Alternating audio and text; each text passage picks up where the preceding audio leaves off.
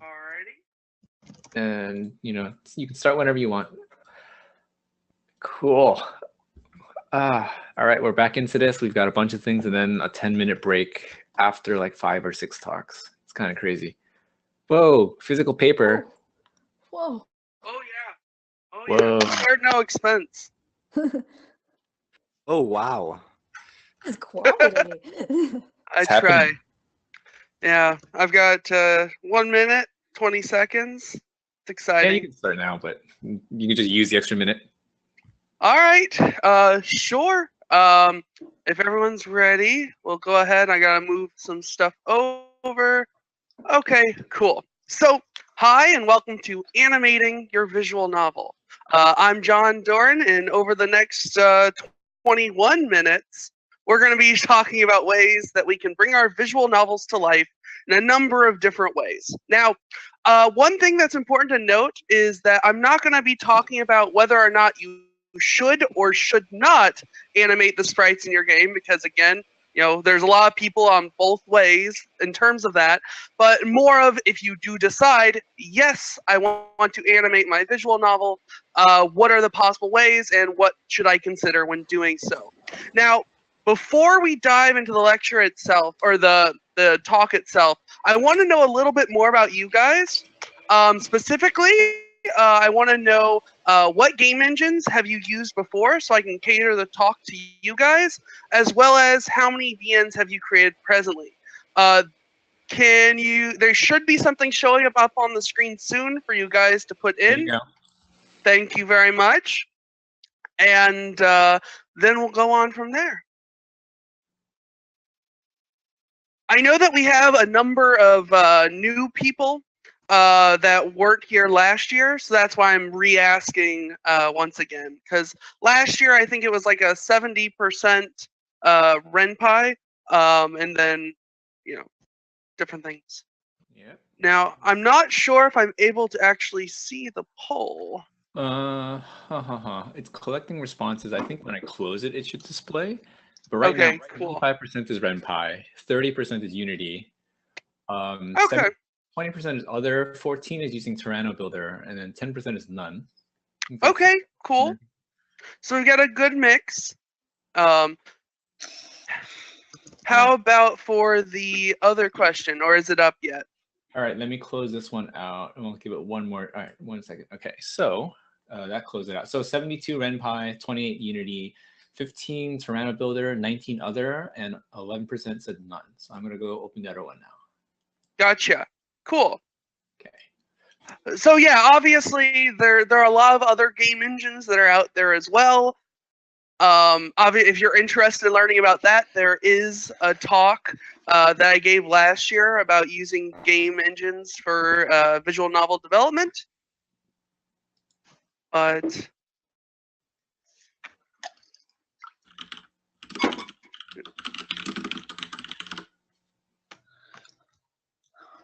I am. All right. Can we see what the polls are looking like? I'll read it out. So let's see. Currently working on my first title. That is top at 45%. Cool. 19 have not started one yet. 15% has released one, and 21 has released more than one. Awesome. Yeah. All right. Sounds good. Then I guess we can go ahead and continue on with the. All right. All right. Back to you. Yes. Can everyone see my screen still? We're good? We're good. All right, cool. So, first of all, when it comes to working with animations, well, okay, never mind. I'll talk about myself first, because you might be wondering, who is this guy? And again, new people, so we'll go ahead and talk about that. So, again, like I mentioned, my name's John P. Doran, and I'm a technical game designer. That means that I'm a game designer, but I'm more technically focused. I know how to program. And as such, I've worked as a programmer and designer from indie games, student projects, all the way up to AAA games, such as when I worked at LucasArts. On the weekends, I spend my time writing novels. Currently, I've written 10 books. And in the visual market scene, I've worked on a number of titles as well. So, exciting times. Again, continuing how can I animate my sprites? Now, when I was working on Kalina Hands in the Kitchen, one of the things that people kept commenting about inside of Let's Plays or other areas was how much that they enjoyed the fact that the sprites were animated. And while that effect is subtle, there were a number of things that I had to consider when it came to actually doing this implementation. Is there not a video? Someone says, is there a video? But there should be displaying, but I'll also be diving into other links and stuff to make it easier for you guys to see things. Now, when doing animation, there are two main ways that are kind of seen, either sprite sheet animation and skeletal animation. Now, sprite sheet animation is something that you'll see quite often in animated titles. These are things that are as simple as blinking to something as complex as, you know, the rotoscoped animation from Lucy's One Night Stand. Now, when I'm talking about sprite sheets, I'm also throwing in Renpai's movie implementation in there as well, because they're fairly similar. In the fact that it looks something like this. Like, for example, if you're playing Phoenix Wright, you'll notice that there are subtle animations. This is usually based by frame. So there's an image for each of the different frames that are associated there. Now, for those of you working with Renpai, you could be using something like ATL to do this, or you could be using like Live Crop for an actual sprite sheet. Now, most likely, if you're doing a sprite sheet or a movie, you have the advantage of that you can use any software that you want. You can also get exactly what it is that you're looking for, because again, you're creating each frame individually by itself. And another great thing is that performance-wise, it's amazing because there's no work basically on the CPU, GPU, because you're just drawing a single picture, or minimal. Now, notice I do put an asterisk there. When I threw in movies as one of the things, a lot of times you'll see a slight pause in between the movies playing from each other. So that's something that you have to look into should you decide that you want to go this route. Now, in addition, Solstice used this method as well because when they were working on their project, the painterly style kind of needs that hand-drawn way of doing things. Now, there are a couple things to consider. First of all, there's a big memory cost. Each frame is an image, and as such, it is can add up to the size of your game quite a lot. It's also inflexible. Let's say you decide you want to change the hair on a character or the color. Now you have to change every single frame inside of your animation, and that's very time consuming. It's also frame based, which again, if you are having slowdowns in your game or it goes fast, it can start to look choppy. And I'll show you exactly what that looks like a little bit later on. And there's also the issue that the animations themselves are static. They can't change. We can't blend between the different animations that are part of your project. So what is the alternative? Well, there's skeletal animations. And I had to throw Nikapara in there because everyone kept talking about it. But they make use of what's called skeletal animations. And the benefit of doing that is the fact that there's incredibly small file sizes compared to the amount of things that you're doing in your project. Like, for example, one of these characters is just this amount of data, which is much smaller than one thing for each project. Now, the other nice thing is the fact that it's really easy to modify the animations that you're doing. You want to change a hair, you can just modify that sprite, and it's done for all of your animations.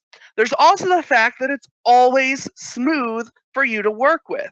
Now, to visualize this, I've put together this link, which I'll go ahead and copy paste for you guys. But if you dive in here, you'll notice on the right-hand side, we have this sprite animation, which by itself looks kind of choppy. Whereas the left-hand side is smooth. It's letting you blend, it's letting you move throughout the things that are inside there. And if you decide you want to make the animation slower, if you dive into this, notice that the character on the left side is very smooth. It works perfectly. Whereas the right, you're starting to see the issue of it's very choppy. You can't tell that it's an actual animation. There's also the benefit of blending. Like say, for example, I hit roar here. I immediately will jump to a new animation and it's smooth. So hopefully you can see why that is pretty awesome. And again, the other advantage is animation blending. Now, again, there are some disadvantages to this as well.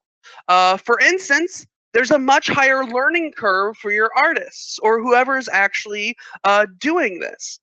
It's also more CPU or GPU intensive for what you're looking at because it's actually configuring things while the game is running. And that, again, that lets you modify what's being shown on the screen at a time. There's also the problem that currently it's not native in RenPy, which means that if you want to bring this into your project, you're going to have to export it either as a GIF, not GIF, GIF, or as a sprite sheet or a video file. And so again, there are a number of different tools out there. Obviously, for your 2D software, you have your normal commercial software that are out there.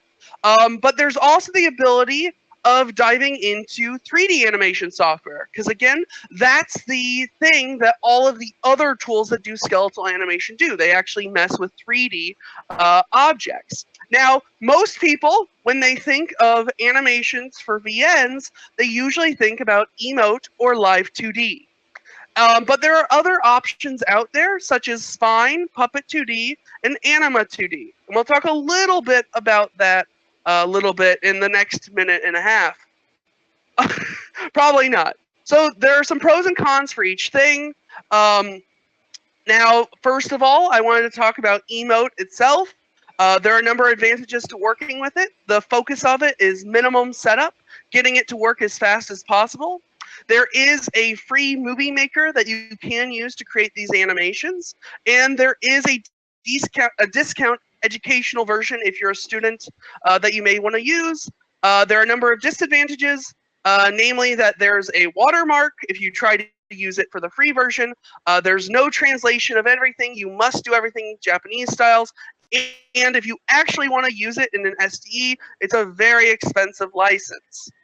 And the other main option is Live 2D, which is used here in Herald.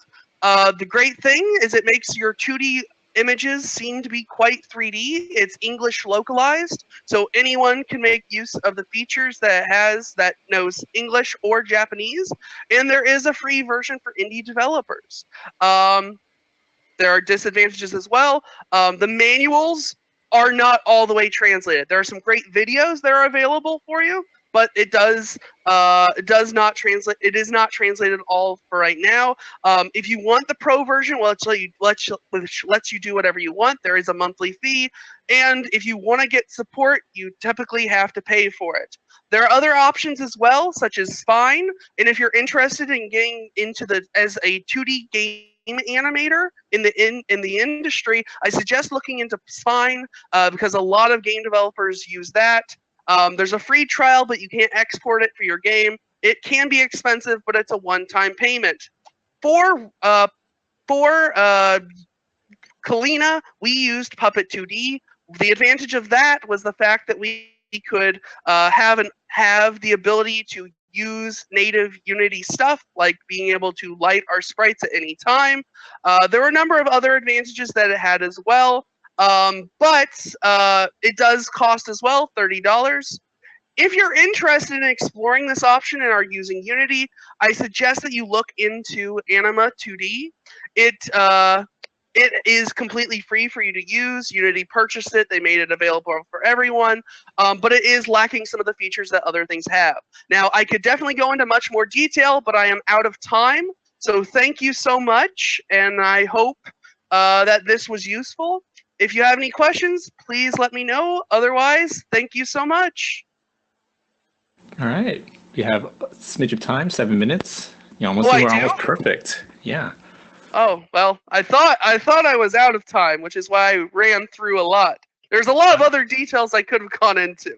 Seriously. Well, this is a huge topic. So this means that we have time to like bug you with questions. Yes.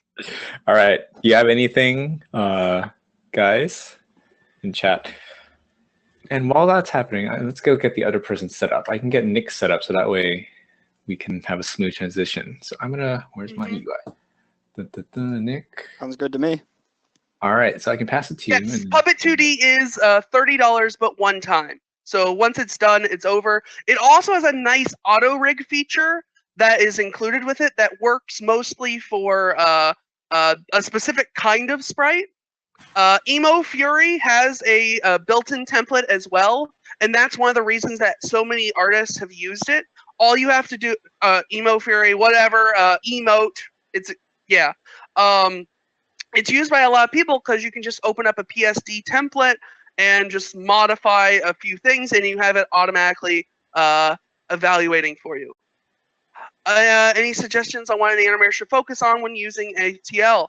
ATL, I would focus on diving into things with that are repeating themselves over and over again. I find the thing that skinned animations have that ATL doesn't is what's called skinning and like bones.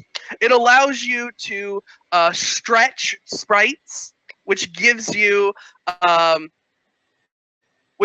ability to make your animations show up in a different way. I don't know if my screen's still showing, but this is what I'm talking about, not what you're showing on your picture. Are there any other questions? I'm kind of skimming through real quick.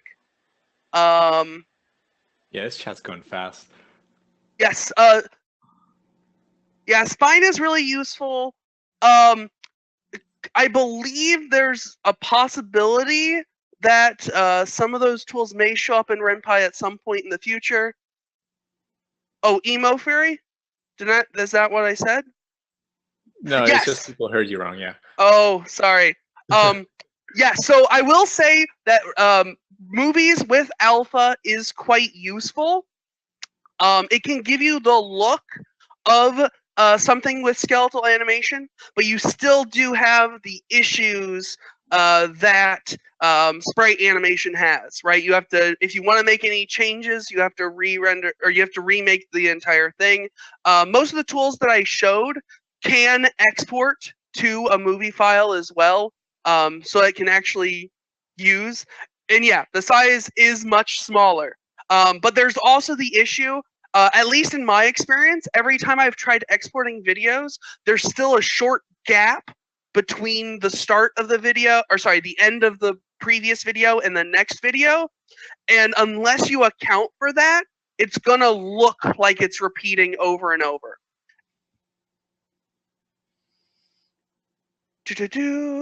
Yeah, Spine's expensive. There's a $69 version which has the essential stuff, but it doesn't include the bone deformation. Like Live 2D, I think is a good middle way point between going all in for Spine or doing something like Emo Fury, because it allows you to do things for visual novels very quickly. Now, you have to do some of the stuff by yourself. There are some templates, but I don't think it's as easy to use as some of the other tools that are out there. But, oh God. Oh God. We'll let that, yeah. Yeah.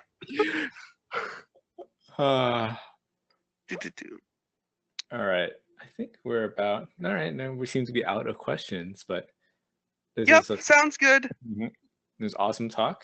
All right, we're